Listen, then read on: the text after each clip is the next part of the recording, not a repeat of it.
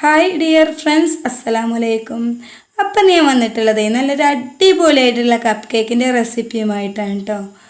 അപ്പോൾ എങ്ങനെയാണ് നമുക്ക് ഈ cup cake vanilla cup cake ഉണ്ടാക്കണേ നോക്കട്ടോ. അതിനായിട്ട് ഞാനിവിടെ ഒരു അരിപ്പയിലേക്ക് 3/4 കപ്പ് മൈദയാണ് ചേർത്തെടുക്കുന്നത്.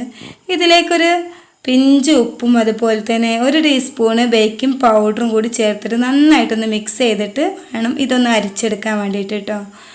അപ്പോൾ ഞാൻ ഇതിലേക്ക് ബേക്കിംഗ് പൗഡർ മാത്രം ചേർത്തെടുക്കുന്നുള്ളൂ കേട്ടോ. Baking soda ചേർത്തെടുക്കുന്നില്ല.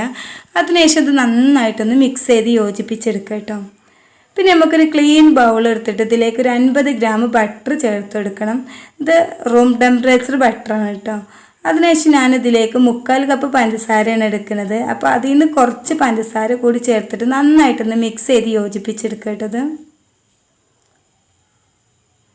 എന്നിട്ട് നമുക്കൊരു ബീറ്റർ ഉപയോഗിച്ച് നന്നായിട്ട് ബീറ്റ് ചെയ്ത് എടുക്കുക. ബാക്കിയുള്ള പഞ്ചസാര കൂടി കുറച്ച് ചേർത്തെടുത്തിട്ട് നന്നായിട്ടൊന്ന് ബീറ്റ് ചെയ്തെടുക്കുക കേട്ടോ. ഇതൊരു ക്രീമി പരുവായി കിട്ടണം കേട്ടോ. അതുവരെ ഒന്ന് ബീറ്റ് ചെയ്തെടുക്കുക കേട്ടോ.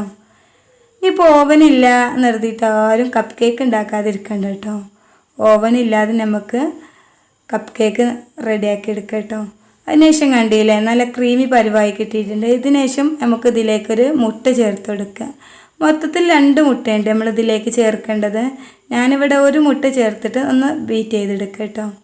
അതിനുശേഷം ബീറ്റായി വന്നതിന് ശേഷം 1 മുട്ട കൂടി ചേർത്തെടുക്കുക. അല്ലെന്നുണ്ടെങ്കിൽ നമ്മളെ മിക്സ് പിരിഞ്ഞ് പോകാൻ ചാൻസ് ഉണ്ട് കേട്ടോ. അപ്പോൾ അതുകൊണ്ടാണ് നമ്മൾ 1 മുട്ട ചേർത്തതിന് ശേഷം പിന്നീട് 2ാമത്തെ മുട്ട ചേർത്തെടുക്കുന്നത് കേട്ടോ.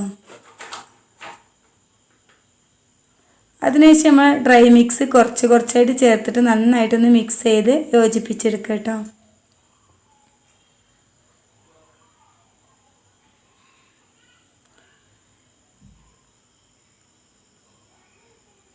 ഇങ്ങനെ യോജിപ്പിച്ചെടുക്കുമ്പോൾ നമ്മളെ മാവ് നല്ല ടൈറ്റായി വന്നു കേട്ടോ. അപ്പോൾ അതിലേക്ക് ഒരു 2 ടേബിൾ സ്പൂൺ പാൽ ചേർത്ത് കൊടുക്കുക കേട്ടോ.